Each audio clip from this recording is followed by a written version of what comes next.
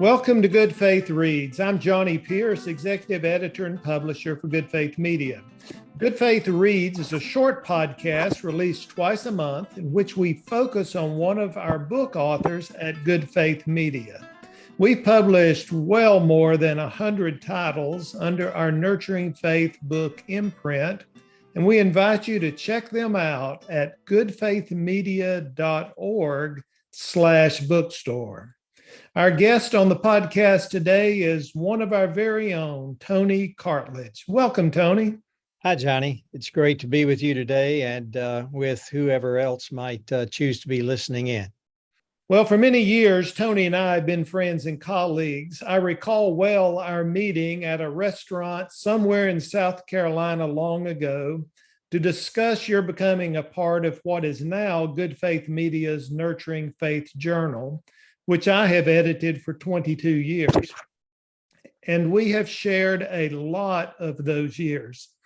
It was about 11 years ago, I believe, that I asked you to consider writing a weekly Bible study curriculum to be included in the journal with teaching resources available online. And you agreed. Did you have any idea what that would involve and where it would lead? Yeah, you caught me at a weak moment, and I tend to be a softie. So yeah, I did agree. I did not realize at the time quite how much it would involve. It was a new idea. The idea you had of basing a curriculum on the lectionary in a journal that appealed at the time, at least, mainly to Baptists. I didn't know how popular it would be, whether it would be something readers wanted or how long it would last. I also didn't quite realize how much time it would take with all the online support materials and videos. Didn't realize that my dining room would occasionally become a studio. But here we are, 11 years and a little bit later, after going all through almost full cycles of the lectionary, and we're still going. Well, one place it led was to the writing and compiling of this new expansive resource called Nurturing Faith Commentary that we want to talk about today. How do you describe this 12-volume set that was just launched by Good Faith Media? The first word that comes to mind is massive. As you mentioned, it's going to be 12 volumes. That's 4 volumes for each of the lectionary year, or 12 in all. And it will have a commentary for every text for every Sunday that you can possibly come up with in the lectionary.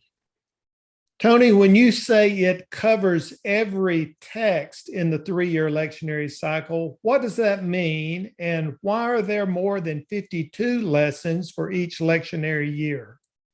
The primary reason there are more than 52 Sundays is that we're not writing this for a particular calendar year. It has to include every possible Sunday for any possible calendar year. As we know, the date for Easter moves around based on when Passover comes, when Easter comes. And so Easter may come early or late. If Easter comes late, then we have more Sundays in the season of Epiphany. If Easter comes early, we have more Sundays in the season after Pentecost. So we have to add in about 4 extra Sundays to allow for that. In addition, Christmas, for example, the lectionary provides 3 full sets of texts in case you were having a Christmas Eve, Christmas morning, and Christmas evening service. So I'm covering all of those. Palm Sunday has 2 sets of text, depending on whether you want to focus on Palm Sunday or focus on the Passion. Other Sundays, like New Year's or Epiphany or All Saints Day, may sometimes occur on a Sunday, and so I cover those texts, with the result that we end up with about 61 Sundays per year to cover. And by the time we get all the optional text for the season after Pentecost, we end up with about 302 potential texts for every year. Wow, that really is much more extensive than doing 52 lessons times 3 years. But boy, what a great resource for those who teach and preach the lectionary, from the lectionary text. No matter what year it is, they won't have to worry about going to this resource and not finding the lesson that they are seeking. That's an impressive amount of work, and no wonder it will take 12 large volumes to complete the set. Tony, how about telling us about the set sponsorship, when the volumes are available, what kind of deal is being offered now, and how listeners can get this superb teaching, preaching, and learning resource? One of the models we use at Nurturing Faith with our books is we like to encourage people to invest in the project, and that keeps the cost of the books low. A set like this, ordinarily, one volume could cost easily $65, $70 or even more if you've priced any college textbooks lately.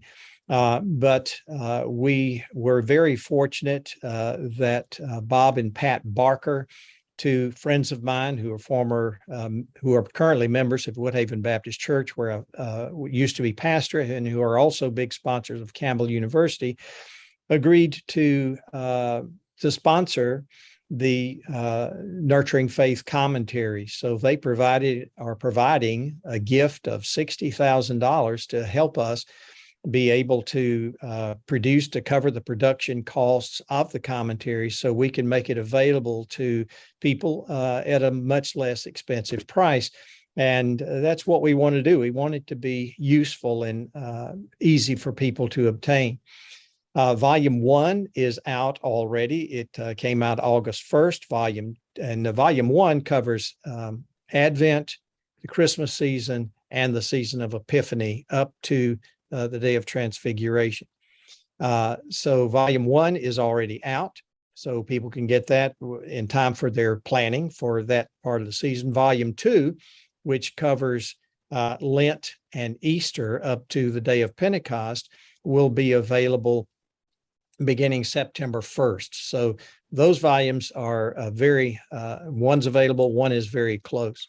Volume 3, we hope, will come out sometime in the neighborhood of Christmas or New Year's, and then Volume 4 will follow shortly after that.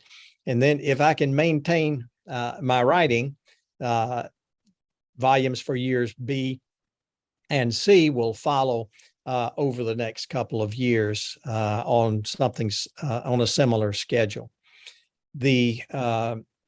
We've currently set a price of $30 per volume for these, with a special introductory price of $25 until January 1st. And because we are hopeful that people who will find this useful and they'll want to get the entire set, and we want to give them a break on that. So if someone commits to buying the entire set, they can lock in a price of $25 a volume, even if the price goes up later due to increased printing costs or something like that. And the way it's handled is that when they order it on the website, they sign up to receive each volume. And then as each volume is made available, they'll get an email with a code that gives them the discount, so they can order the volume at that time and get it at the $25 price. Well, that's quite a deal, and we appreciate the Barkers supporting this project. We'll be right back with more Good Faith Reads.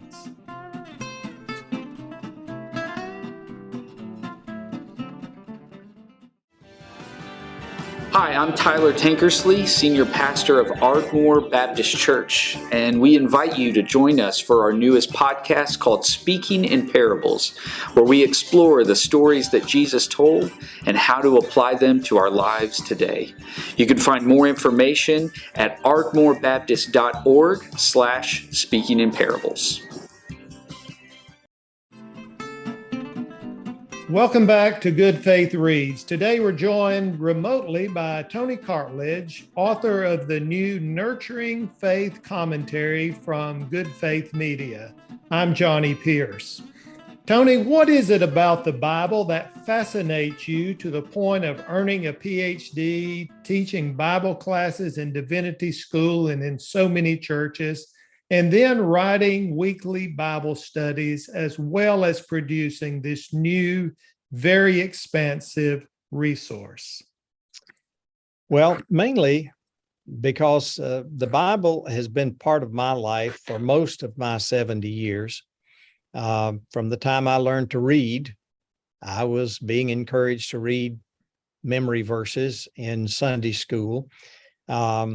I remember reading the Bible through before I reached the 6th grade, and then probably doing it another couple of times with some self-assigned Bible reading.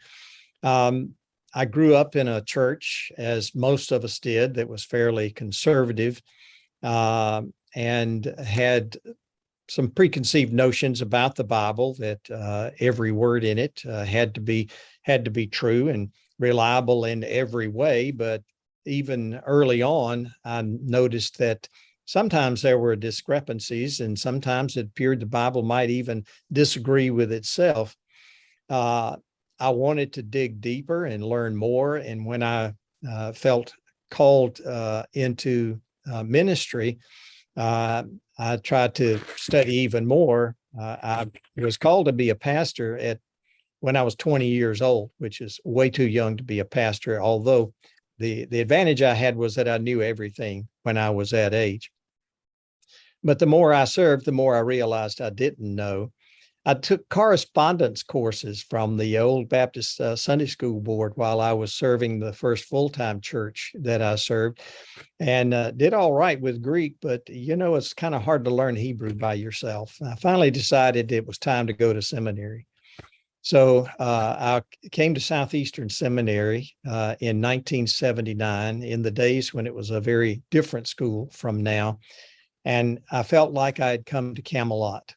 I was able to see a new way of looking at the Bible, to read it both respectfully and critically, to understand more about the context in which it was originally written, and to apply that appropriately to our modern world. And that really opened my eyes in so many ways to a deeper and better understanding of the Bible, at least in my opinion. And I took a great deal of delight in sharing what I had learned with my congregations as a pastor, and now in writing.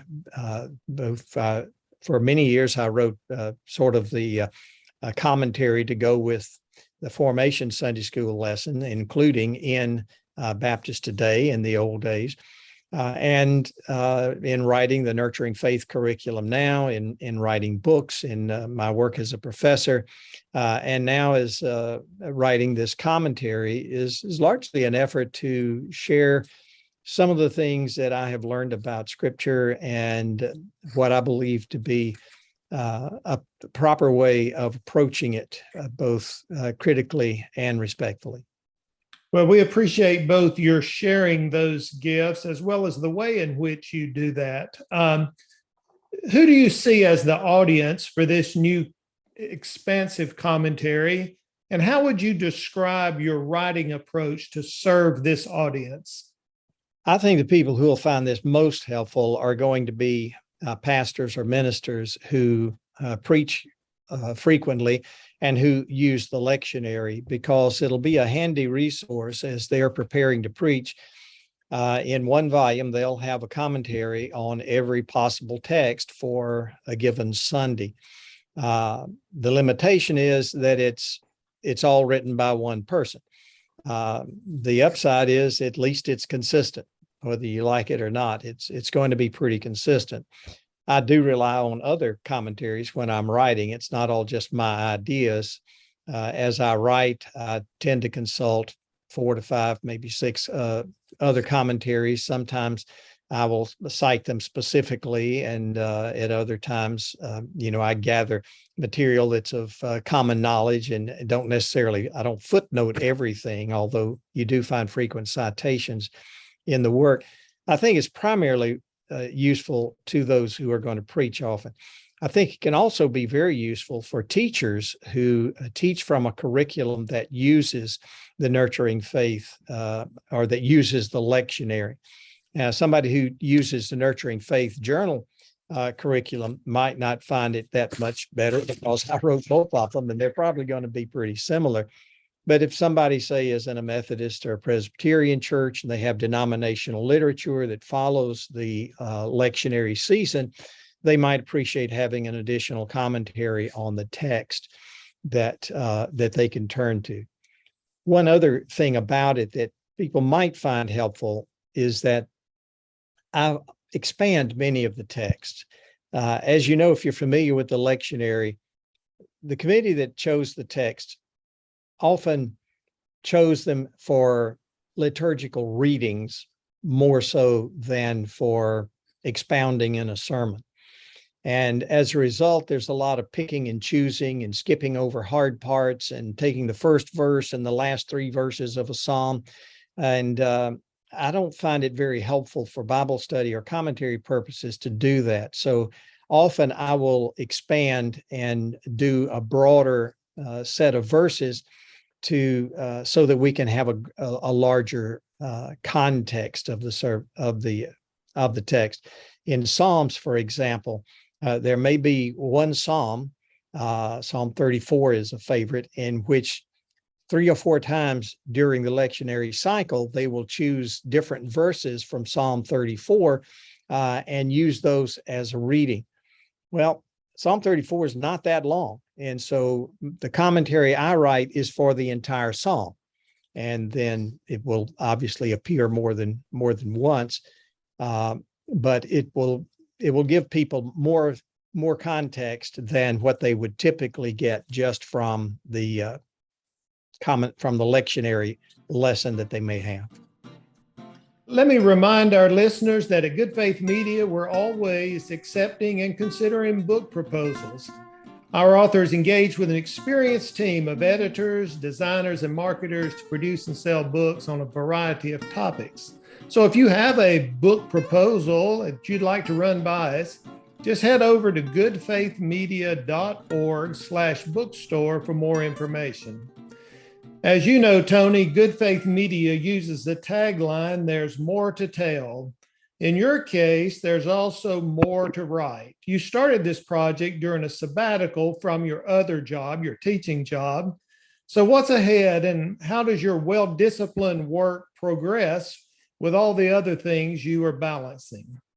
Well, what's ahead is at least 2 more years of devoting every spare minute to completing the volumes for year B and year C.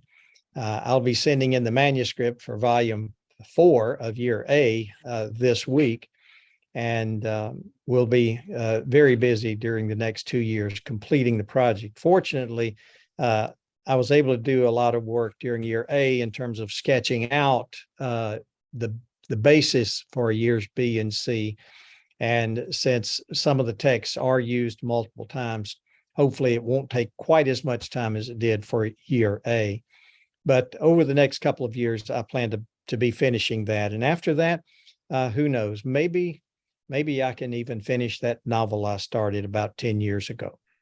Well, we hope so. Let me remind our listeners that ordering the entire set now guarantees a discounted rate, and you will receive each of the 12 volumes as they come out. The covers have been designed in a really excellent way, in which once those 12 volumes are on your shelf, you will know exactly which volume you're looking at. We have color-coded the different years of the lectionary cycle. So it's really a great resource that people can get in on right now. Well, thanks, Tony, for talking with us today. We're very excited about this project. We appreciate the significant time and gifts that you bring to it. And I'll remind you that more than a decade ago, I asked you to do the weekly Nurturing Faith Bible studies inside the journal. But keep remembering, this big old project was your idea. Yes, it was. I admit it. I just figured as many of these lessons as we'd already written, I might as well fill in the gaps and do the whole thing. Well, thanks everyone for joining us for this episode of Good Faith Reads.